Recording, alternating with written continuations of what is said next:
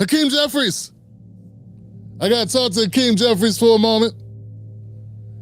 You guys can sit in if you'd like, but it's between me and Hakeem. Hakeem Jeffries, I got one question for you. You've been in Congress since 2013. You've been the top House Democrat since 2023. The Voting Rights Act died on Wednesday. What were you doing during the other 4,700 days?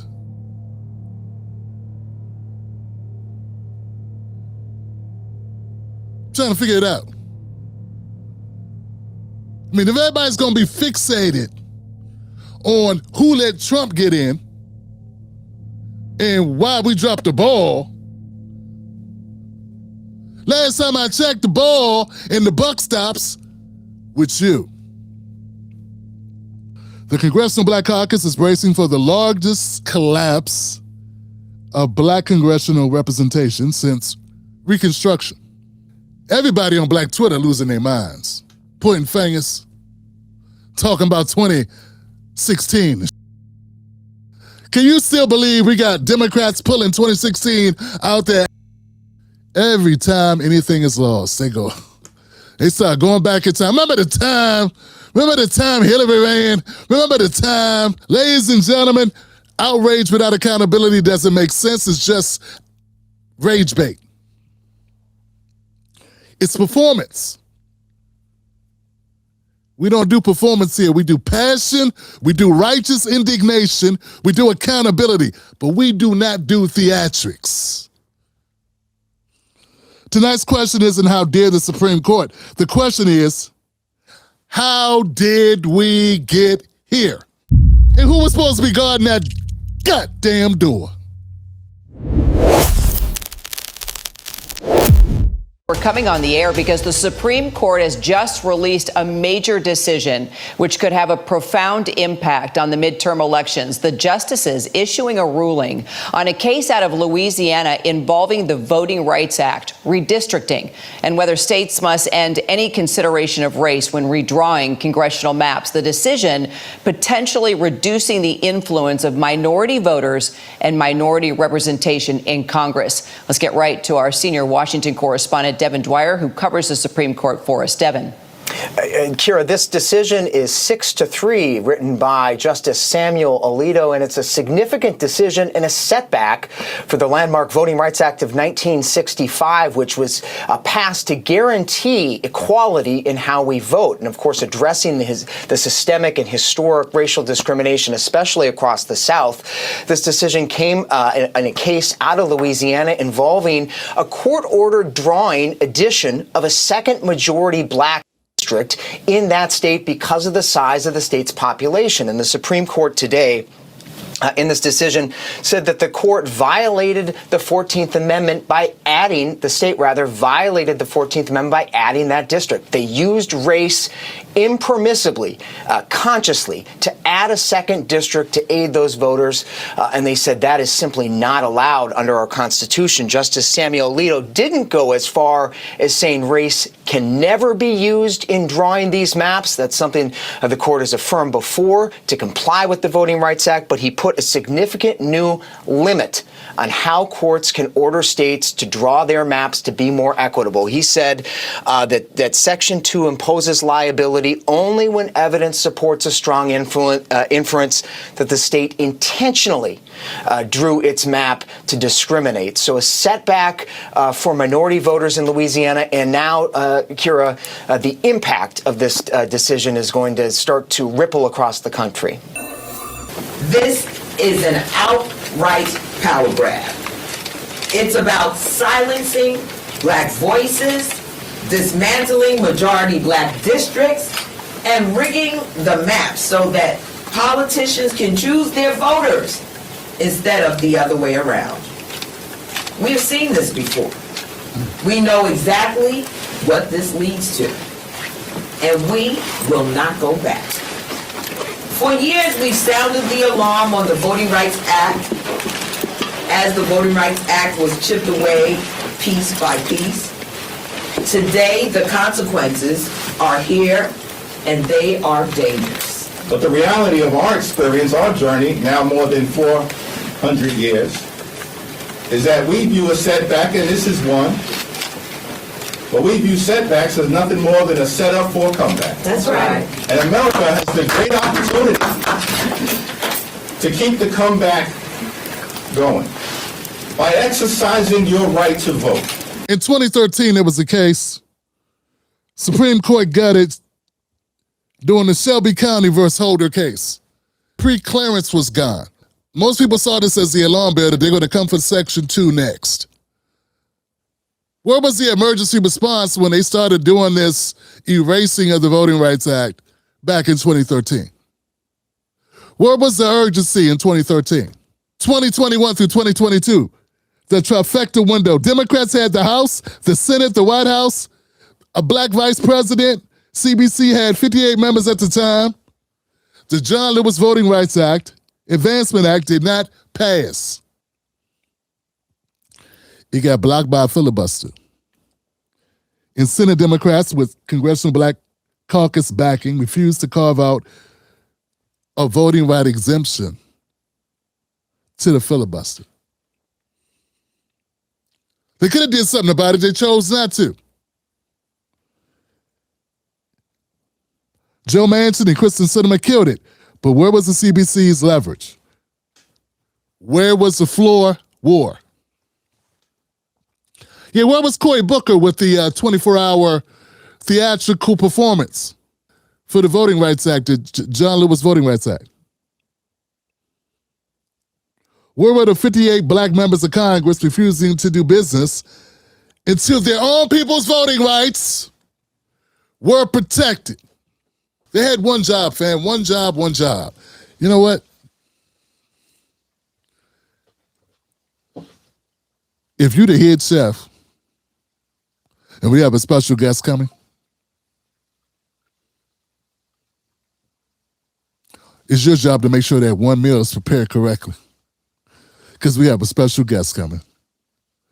We need to make sure everything is sauteed correctly.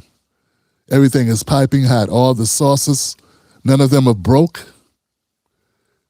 The food is unparalleled, pristine. Front of the house is ready and on point.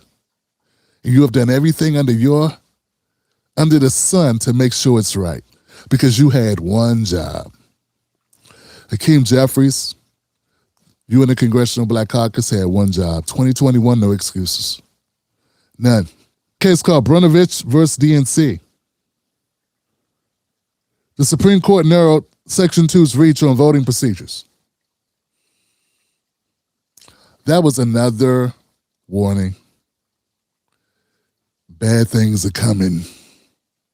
Bad things are coming. You hear them all say, we saw this coming. We saw bad things. They've been trying to do this. They've been working towards this. Well, they got here.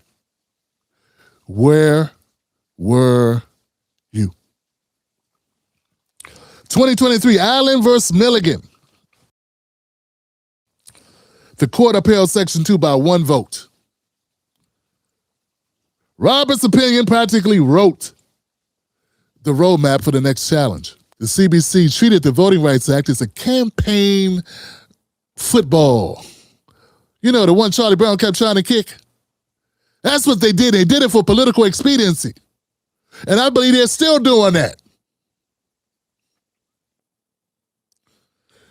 Because as long as they set the football up, you're going to try to kick it. So basically, the CBC is Lucy. The football is the Voting Rights Act. And we, all the black people, are Charlie Brown. They had a decade of warnings. They had 60 members. They had a trifecta. The deliverable was speeches in a bill that never passed. That's not bad luck. That's not Orange Man bad. That's a lack of prioritizing us. And that's doing a piss poor job. And it's unacceptable. In any other shape or form, or anybody else, you would not accept a bunch of stories. You would not accept it. Some of you have divorced the love of your life that you swore before God to forever hold and to cherish through sickness and in health. You have divorced their ass and kept them moving for less. These motherfuckers done took your money, took your vote, took your time, got in your face and lied to you repeatedly, and then went to the Al Jarreau concert, then went to watch Peabo Bryson, went on tours, check out Stephanie Mills, went golfing with Roland. This ruling harkens back to the darkest days of the Jim Crow era. Wow. When Black Americans were kept out of rooms of power. This is one huge step backwards. Sounds like the same speech he gave on Jen Psaki's show. I wonder if it's a script. These efforts to effectively disenfranchise Black voters has always, even during the darkest days of the Jim Crow era, claimed to be race neutral. His exact same words. Didn't even change up the voice inflection. Just got more Dr. Kingish. And for the health of our democracy. With this decision, coupled with the continued erosion of the Voting Rights Act by the Supreme Court, the voices of the American people are being further squeezed out of their democracy. Hakeem Jeffries and Raphael Warnock are two distinguished gentlemen who are further distinguished by their ineptitude, by their lack of actually delivering anything for anyone at any time. No one is more accountable than Jeffries because he is a guy, he's that guy in that seat. What happened to those three pillars they were supposed to be working on?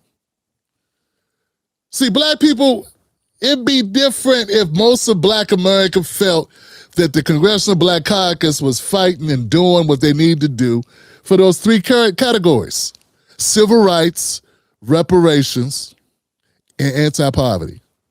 There are other things that matter. Don't get it twisted. I'm high on economics. That's where I hang my hat, economics. Because I believe many of the problems we have in the Black community could be solved with economic improvement. Not just reparations, investment, opportunity. Those things matter. I mean, we got ingenuity. We'll start a business with $2. Shit, we'll borrow $2 to start a business. How many of us done it? When you get it on the arm, when you get a half on the arm, you start a business with nothing. How many people start a business with nothing? No investment. That's why half the businesses fail. So the Congressional Black Caucus really has nothing to hang their hat on. And if they did, if you could say, hey, they helped abolish poverty. They helped move forward the reparations issue. They have enacted various civil rights legislation. If you could say that, Congressional Black Caucus was formed after the civil rights movement. They were a product post-civil rights. They didn't have a hand in getting us civil rights accomplished or built. They benefited from it. What have they done except pick up paychecks, do fish fries, and pose for pictures, and be exalted by local mayors and, icons or actors, directors, performers? What have they really done? Forget the Voting Rights Act for a minute.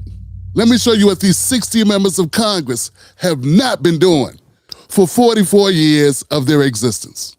Tonight's number is 10, folks.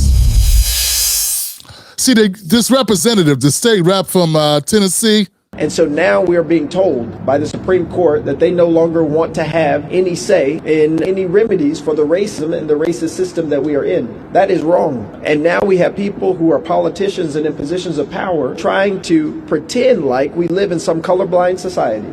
when black folks still are killed more often than white folks when it comes to policing, when black folks still have 1/10 of the wealth of white folks in the United States of America, racism in this system continues to persist. Same problems have existed before he got in office. Same problems have existed the last 44 years of the Congressional Black Caucus existence. So here we go. Here goes 10 things, fam, about black Americans you need to know that have not been repaired, remedied, or fixed by the Congressional Black Caucus. And I'm saying, fam, what good is happening if they don't do these 10 things? Missing and exploited children. 40% of missing children are black girls. I don't know if you know this, man, but black girls do not make up 40% of children. Net wealth and education. The average black American with a college degree currently holds less net wealth than a white American high school dropout. Number 3, emergency financial stability. While roughly 40% of all Americans cannot afford a $400 emergency, it's estimated that number is closer to 70% for black Americans. So, I say the number all the time, 40% of Americans can't afford a $400 emergency. For us, it's 70%. Or we going to the pawn shop, phoning a friend. Number 4, economic hierarchy. Even black Americans who reach the top 10% of their demographics income bracket are often just doing okay. I made this post on Facebook last week. Number 5, corporate hiring biases. DEI never prioritized black Americans. As many DEI directors choose a path of least resistance by hiring those from similar backgrounds, such as other white women, rather than black candidates. 6, homeownership gap. Black homeownership rates continue to trail significantly behind white homeownership rates, which remains a primary driver of the massive racial wealth gap in the U.S. The long drive to nowhere. Without systemic intervention, black America remains trapped in social economic vehicle that's moving towards stagnation rather than progress. Number 8, maternal mortality rate. Black women are significantly more likely to die from pregnancy-related causes than white women. This disparity exists regardless of income or education level, meaning the providers are racist. We're not getting the same level of treatment because you can have money and degrees. Yes, that's right. And I'm Dr. COC.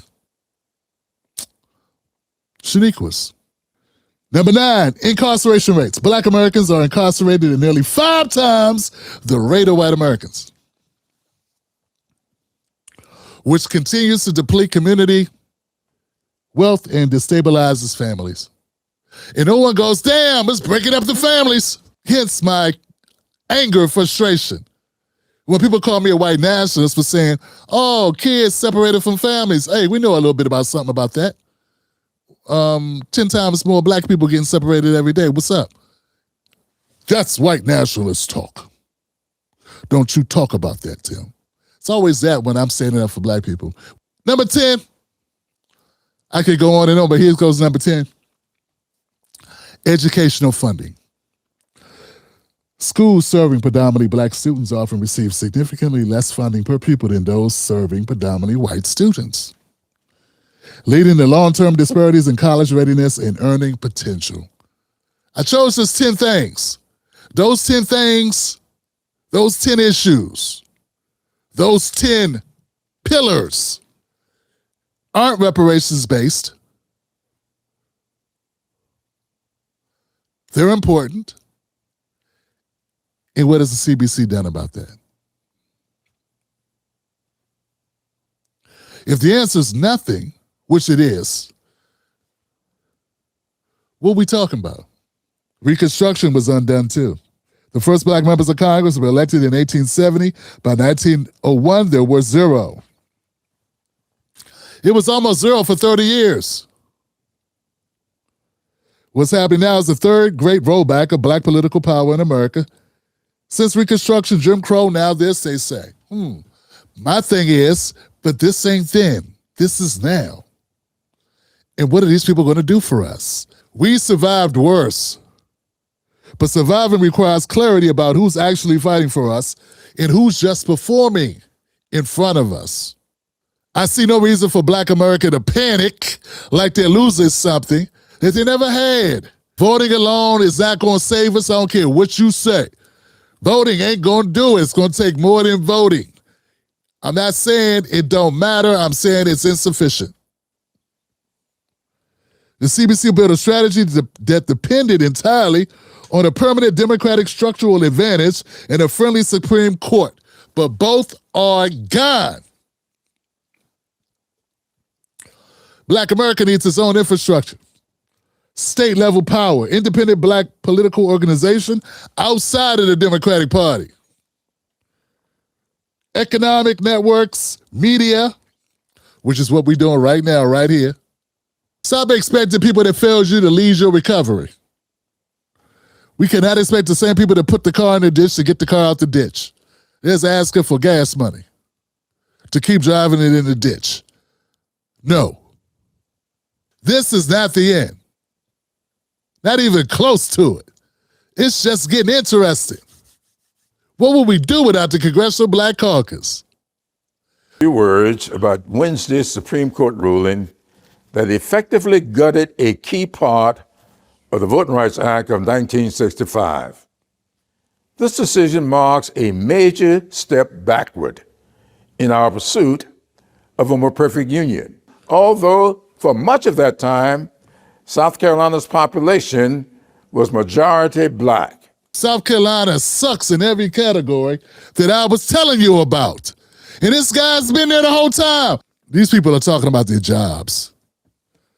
And these people are making it synonymous with having a black person work for you, as if that's supposed to mean that that black person did something good for you, that that black person is working on behalf of you. Just because they're working because you voted for them, does that mean they're actually doing your bidding?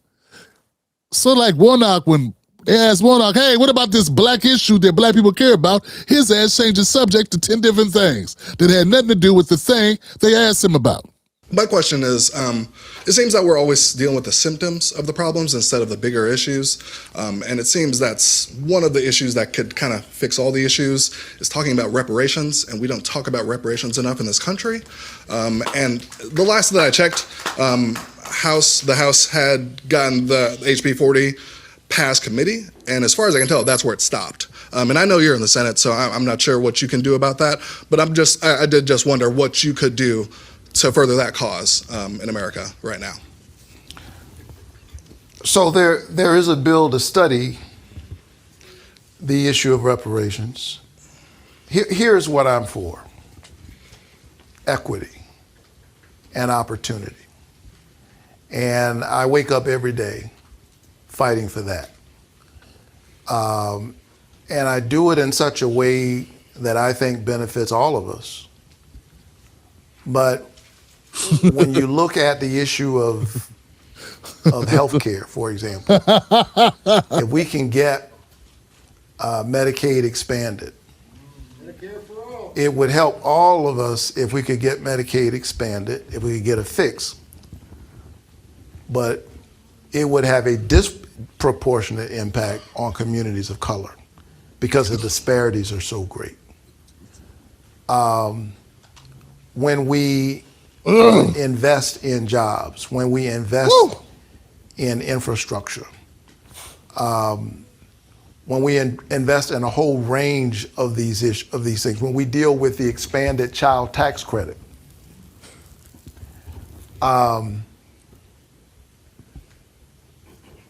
which helps 97% of families with children. But when you look at the racial wealth gap, it will be a great help to communities of color and other marginalized people. Hey, we're not going to be able to use color, race in order to redraw maps. That's really what we're talking about. That's not going to be a reason to be able to challenge a map drawing and get it redrawn. That's it. That's all.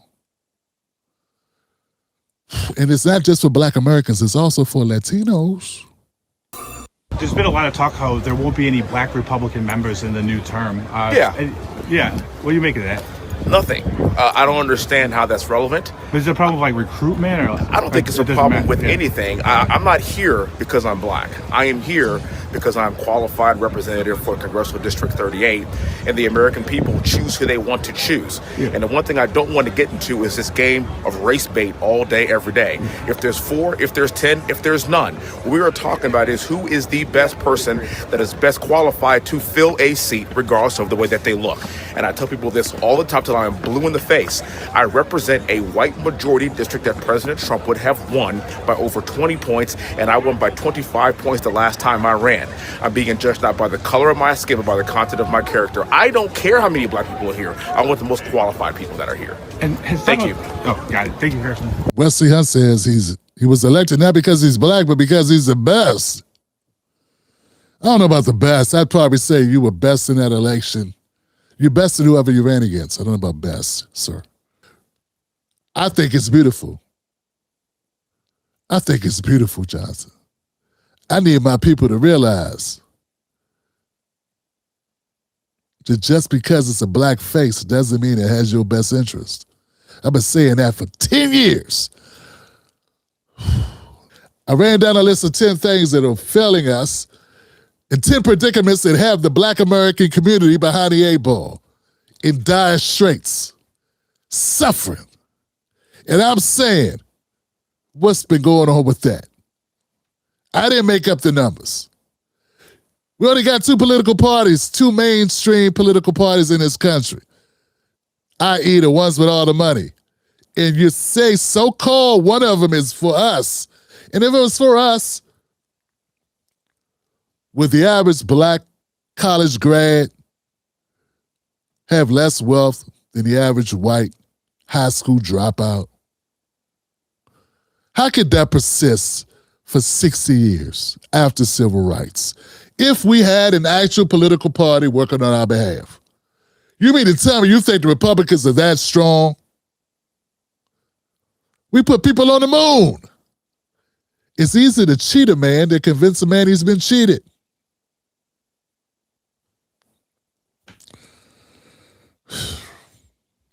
Everybody, thank you for being here. Check the link description box for more information, man. Follow the show. Remember, you gotta stay courageous. Stay bold, but most of all, stay dangerous. Catch Tim Black live on the most dangerous show in America, Sundays, Mondays, Wednesdays, and Fridays at 9:30 p.m. Eastern Standard Times. Don't miss out on the real. Stay dangerous.